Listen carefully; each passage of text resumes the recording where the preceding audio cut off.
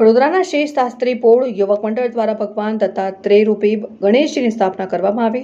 મહારાષ્ટ્ર બાદ ગુજરાતના વડોદરામાં ગણેશ ઉત્સવ ધામધૂમથી ઉજવવામાં આવે છે, ત્યારે વડોદરાના અનેક મંડળો દ્વારા વિભિન્ન ડેકોરેશન કરવામાં આવતું હોય છે। ત્યારે સિટીના મધ્યમાં આવેલી શાસ્ત્રી પોળ યુવક મંડળ દ્વારા ભગવાન દત્તાત્રેય એના રૂપે પોતાના શ્રીજીની સ્થાપના કરવામાં આવી અને ભગવાન દત્તાત્રેયના આવેલા તમામ સ્થળોની ઝાંખી તેમના ડેકોરેશનમાં જોવા મળે છે અને બાળકોને તેમાંથી ઘણું શીખવાનું રહેશે તેવા હેતુ સાથે આ ડેકોરેશન કરવામાં આવ્યું। શાસ્ત્રી પોળ યુવક મંડળના યુવાનો દ્વારા ડેકોરેશન કરવામાં આવ્યું। ત્યારે આજરોજ 10 દિવસના ગણેશ સ્થાપના નિમિત્તે ભારતીય જનતા પાર્ટીના પૂર્વ પ્રદેશ મહામંત્રી ભાર્ગવભાઈ ભટ્ટના હસ્તે દત્તાત્રેય રૂપે શ્રીજીની આરતી કરવામાં આવી હતી અને તેમની સાથે શાસ્ત્રી પોળ યુવક મંડળના પ્રેરણા સ્ત્રોત આઝાદ સુર્વે પણ મંડળના યુવાનો સાથે વિશેષ ઉપસ્થિત રહ્યા। ત્યારબાદ શાસ્ત્રી ભવન યુવક મંડળના પ્રેરણા સ્ત્રોત એવા આઝાદભાઈ સુર્વેના આગ્રહથી ભારતીય જનતા પાર્ટીના પૂર્વ પ્રદેશ મહામંત્રી ભાર્ગવભાઈ ભટ્ટે તેમની નિવાસ સ્થાને સ્થાપિત કરેલા શ્રીજીની આરતી કરી। શાસ્ત્રી પોળ યુવક મંડળ વર્ષ 2024 આજ રોજ અમે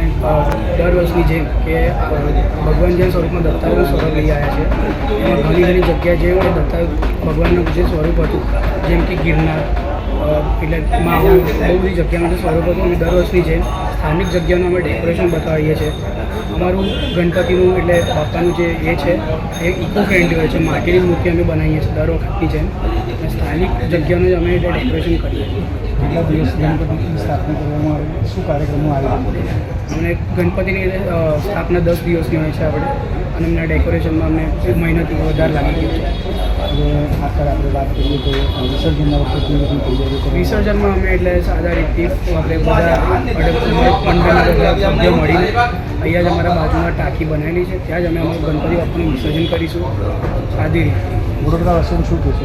એક જ કે આપણે એટલે વડોદરાવાસીઓને અમને એક જ છે, વડોદરાવાસીઓને એક જ છે કે તમે વિસર્જન જે પણ આગમન છે તમે કરો, સારી રીતે કરજો, કંઈ પણ એક જાતના વ્યસન કરીને ના જતા। આપણા જે ગણપતિ છે તેમના માટે વડોદરાવાસીઓને શું અનુરોધ કરશો? વડોદરાવાસીઓને અમે એક જ અપીલ કરીશું કે તમે અમારા ડેકોરેશન જોવા આવો, અને દર વર્ષની જેમ સ્થાનિક જગ્યાનું અમે ડેકોરેશન બતાડીએ છીએ, જેમ કે અમારા પાસથી અમે છત્રપતિ શિવાજી મહારાજનું બતાડ્યું, સાંઈબાબાનું બતાડ્યું, દગડુ શેઠ બતાડેલું, બધું જ અમે બતાડીએ છીએ।